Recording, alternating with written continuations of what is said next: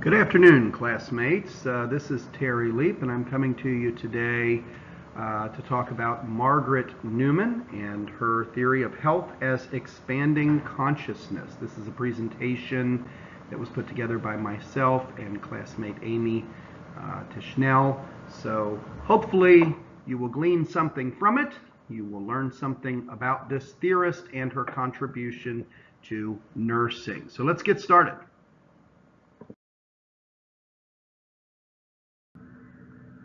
So when we talk about health as expanding consciousness, I'm just going to say right up front that you got to kind of put yourself in a different headspace. This theory is very philosophical in nature. It's grounded in things related to time and space and quantum physics and things that really may not touch us frequently in the nursing world. Nonetheless, they're important contributions to her theory. You have to think of consciousness, first of all, in terms of the sort of metaphysical or philosophical awareness. In other words, we're not saying, the patient is conscious or unconscious. We don't mean it that way. When we're talking about expanding consciousness, we're talking about, in this metaphysical sense, this awareness of internal and external existence. It's something that arguably exists in the mind or some aspect of the mind.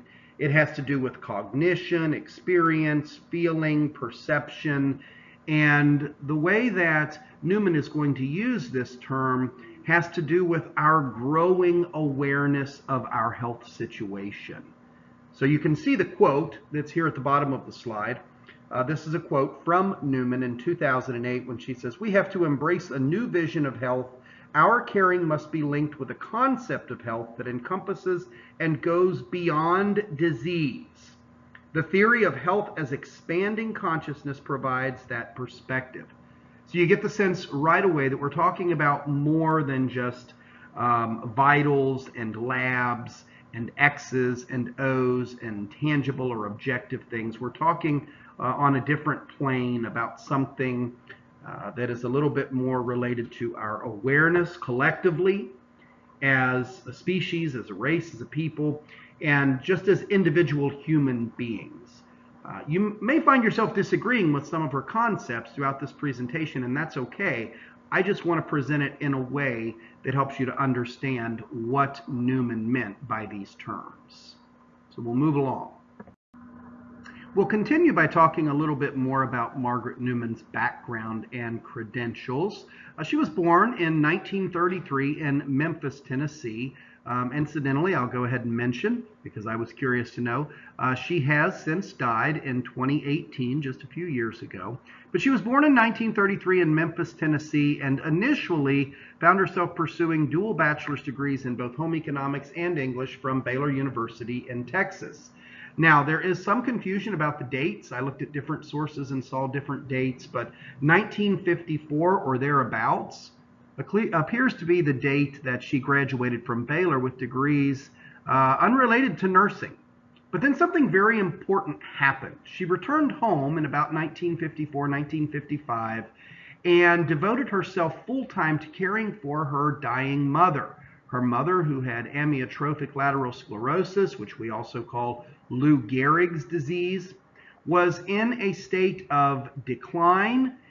For almost 5 years, Margaret Newman took care of her mother, watched her mother decline and deteriorate. And this was a very important part of Margaret's decision to go into nursing, because she wrote later about the impact that it had on her just watching her mother dwindle, watching her mother waste away and die, and at the same time recognizing that her mother was still, in essence, present, and that her mother still had value, and that her life was still important, and that on an existential level, her mom was still existing and living through this sickness that she had.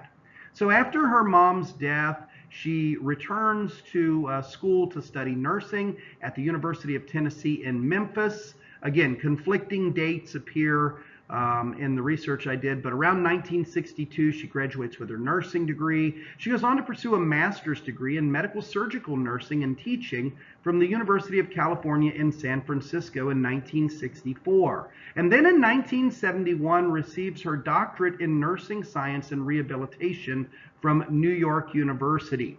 A very formative time in her life because she's going to be studying under the tutelage of Martha Rogers, an author of one of our other nursing theories that you can go back and read on. And it's under the teaching of Rogers that she begins to develop her theory of nursing as expanding consciousness, rather health as expanding consciousness. She goes on to receive over the course of her illustrious career countless awards.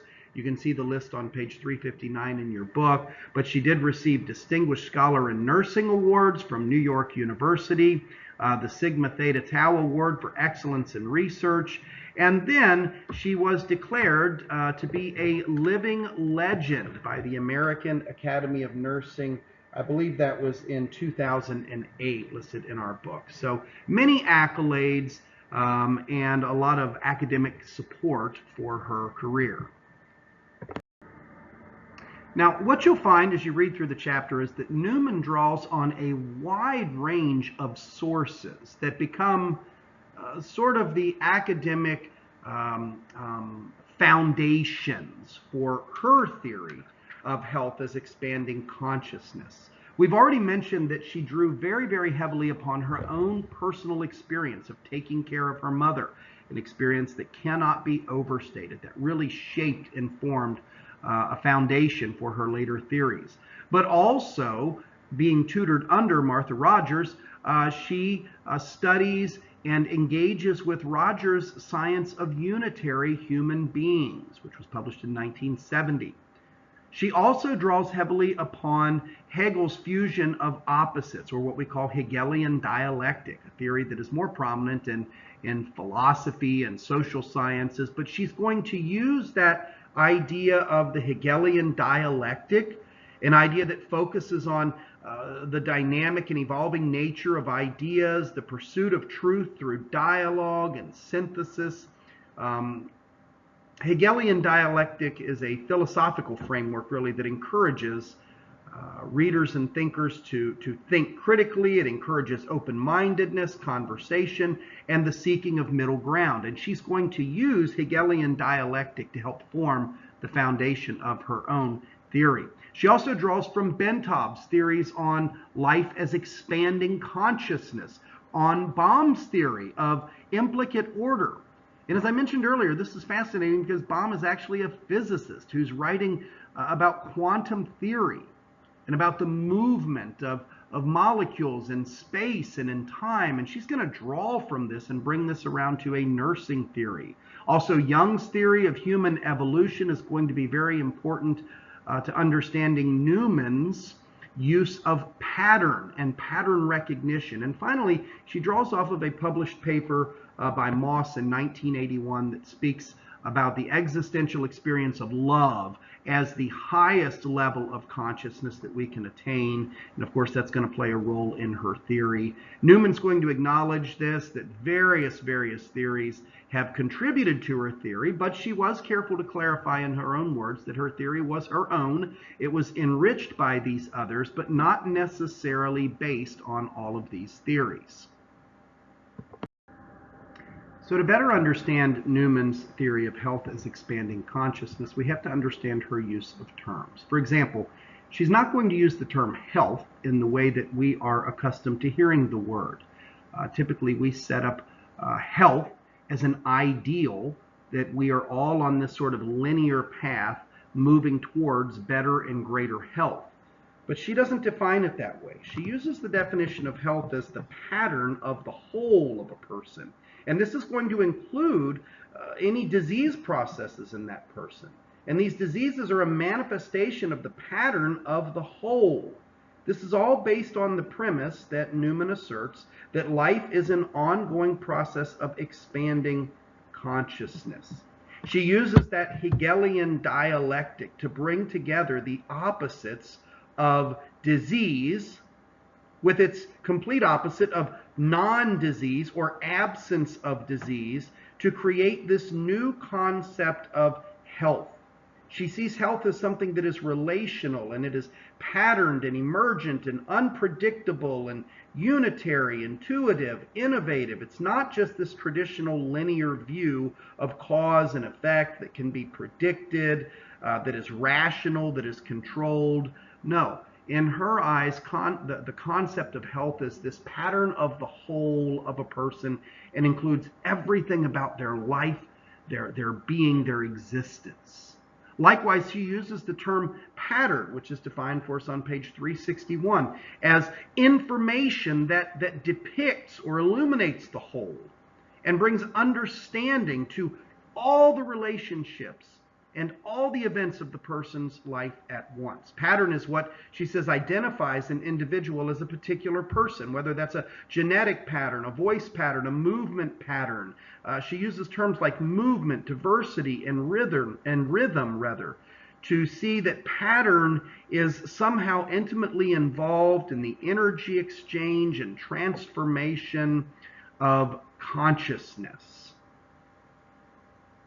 The term consciousness itself includes for her not only cognitive and affective awareness, but also the interconnectedness of the entire living system, including physicochemical maintenance, growth processes, the immune system. Consciousness for her is the whole of our being. And then she's going to playfully use the ideas of movement, space, and time to say that together as dimensions of emerging patterns of consciousness, we are able to see the manifestation of an individual's consciousness in these realms of movement, space, and time. I know this all sounds a little trippy, but hang in there with me for a few more minutes. It gets more clear. So regarding the use of empirical evidence, we want to take a little detour here and say something about this. The chapter in our text really doesn't give a lot of examples of how her theories were proven early on using empirical data. There are a couple of references in the text to early empirical evidence, but none of them are explicitly stated. Instead, if you'll see this quote here in the middle, you'll see that there's less of a dependence upon empirical data or evidence and more in this theory of a dependence upon each unique individual's experience. So it's kind of necessary to understand the difference between qualitative and quantitative data. Newman's theories are largely very abstract, very subjective, very qualitative. They're individually unique. She says here, and I'm quoting, reading this quote that's in the middle of the slide, illness reflects the life patterns of a person, and that what was needed was the recognition of that pattern and acceptance of it for what it meant to that person. So essentially she's acknowledging that every individual is going to have a different history, a different path, a different course existentially, and that's okay. If health is considered a personal process, you see this at the top of the slide, then she notes research should focus on studies that explore changes and similarities in personal meanings and patterns.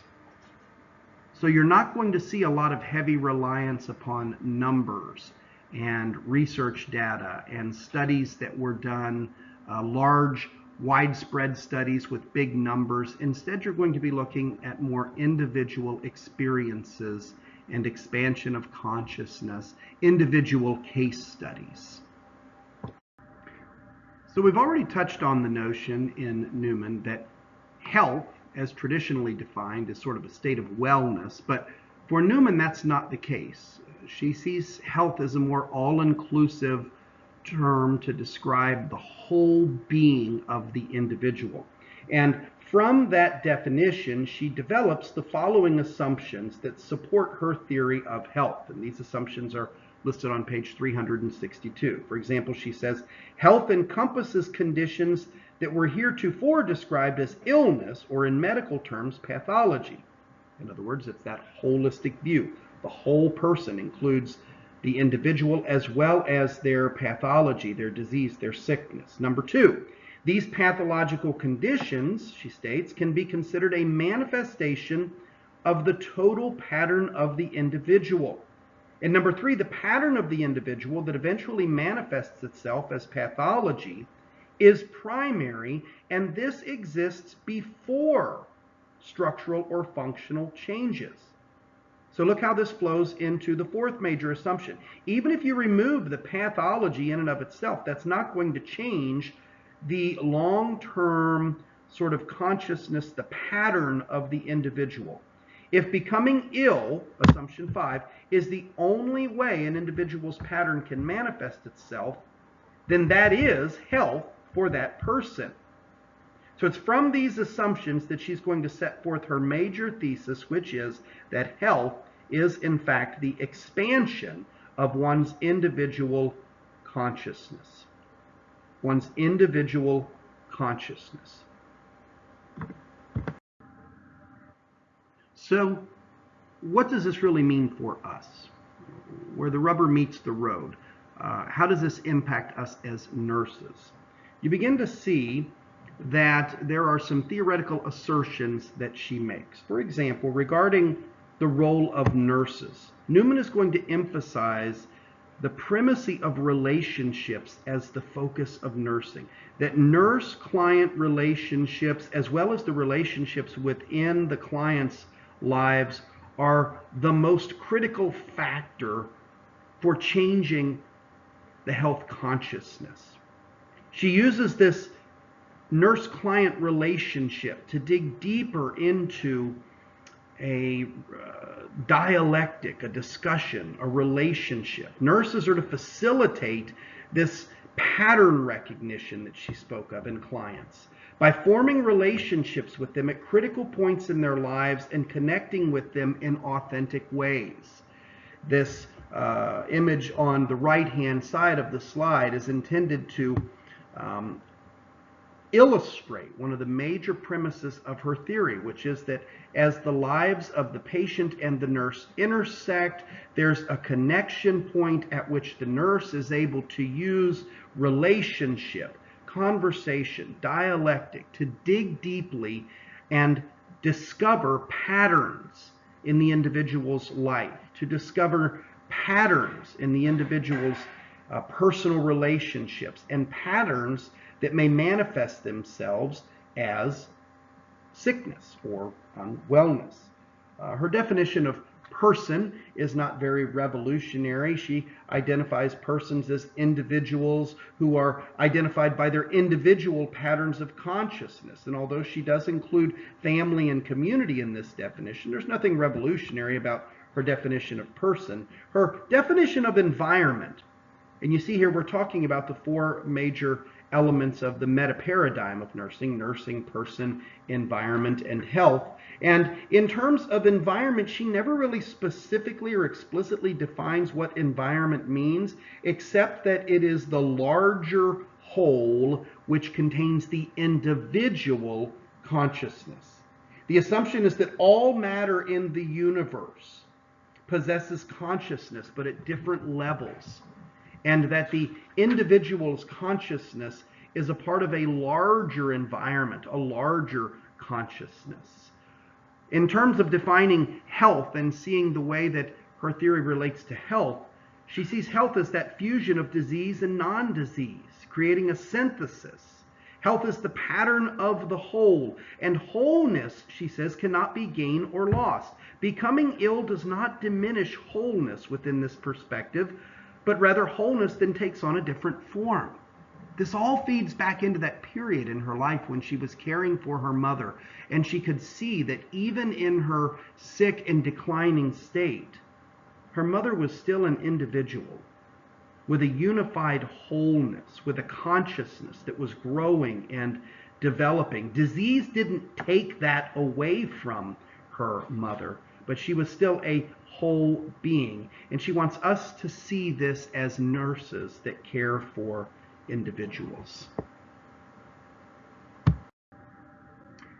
You can see here on this slide the continued sort of defining of the terminology that Newman is using to make her theoretical assertions. We spoke on the last slide about the definitions of health and environment and person, all laid out for us, of course, on pages 362 through 364 in the text. So how do we apply this theory to nursing? There are some interesting applications in the three areas that we tend to focus on here in these lectures. First of all, for nursing practice.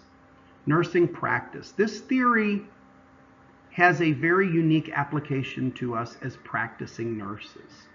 The theory drives us to want to establish primary relationships with our patients, to identify meaningful patterns, to facilitate the patient's decision-making abilities, and in so doing to communicate and collaborate with other nurses, associates, and healthcare professionals.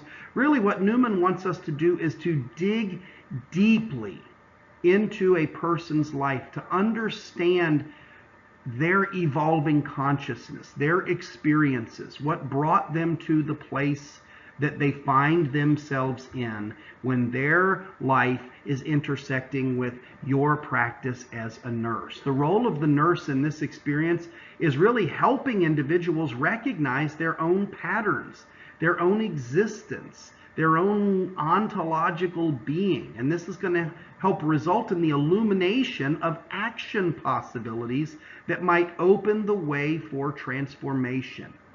Newman sees us as nurses as educators and as facilitators, getting involved in our patients' lives and helping them to see their own growing awareness of health and sickness and healing, and finding their place in that consciousness. Now, in terms of education, this has a very practical application. Newman says that nurses need to be free to relate to patients in ongoing partnerships. It's not limited to a particular place or time. And so she wants us to be taught from the very early days of our nursing training to be relational with our patients. She wants our nursing practice to revolve around this idea of pattern, looking at the whole picture of our patients' lives and looking for patterns of wellness and patterns of trauma and patterns of change in their lives so that we can help facilitate their growing consciousness and understanding of health. Even students and teachers engage in this intuitive awareness while preparing to implement the tool in nursing practice. Now, in terms of research, there are many other applications that are gone over in the text. I'm not going to spend a lot of time on these because there are a couple of pages listed of different research projects. But essentially, a lot of researchers have used her application of movement and time and her use of these sort of quantum mechanical principles of the patient in space and in time. There's research done regarding depression and how that might slow down our perception of time. There's research done that looks at things like sudden deaths and how that can impact the consciousness of a family unit. So these ideas of movement and space and time continue to pop up. Probably don't seem very relevant to many of us in our nursing practice, but nonetheless influential in nursing theory. Finally, we come to the critique of the theory, and I'm sure by this point many of you have lots of questions and lots of your own critiques. I will say, using the five-fold pattern that our textbook takes, that there is clarity in this theory. In other words, when you understand the definitions, whether or not you agree with them, the theory is clear, logical, cohesive. It does make sense. It can be explained. There is a certain lacking, though, of simplicity, which even Newman admitted to, noting that this theory is very complex. It must be understood as a whole rather than isolating the individual components. She admitted herself that application of her theory required, quote, a high level of understanding. Having said that, the concepts are broad. They're all related to health and wellness, and so the application of the theory is universal in nature, giving the theory a certain generality. It is accessible, and our text notes that the theory has been used widely in research and with great effect, and our textbook authors call this theory a profound theory, one that they say is even of global importance moving forward.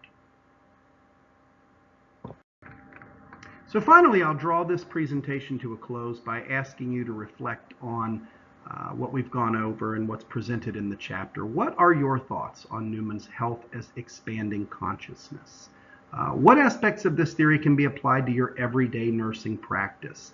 I certainly think there's something to be said here for relationship and presence in nursing, that we can build relationships and learn about the lives and situations of our patients as we attempt to educate them.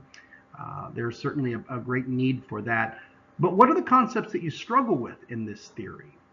There are some assumptions that I struggle with in understanding this theory, starting with the whole concept of consciousness itself. Is that how reality is formed? Are we all a part of some great consciousness that is evolving and growing? I don't know, but you have to come to terms with whether or not you accept that notion before the rest of the theory makes sense. And then, of course, what do you see as some of the theory's shortcomings and problems? It is a difficult theory to wrap your arms around, to make a lot of tangible applications with, because consciousness itself and growing consciousness and collective consciousness, these are not really concepts that we can measure, that we can track, that we can put our fingers on. So the theory has a lot of abstraction to it, and that can be a problem. But what about you? What are your thoughts? What are your reflections?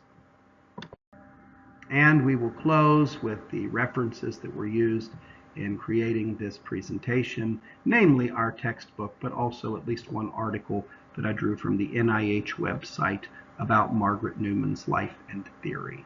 Thanks for listening. Hope you got something from this. Hope it stirs greater and further thought.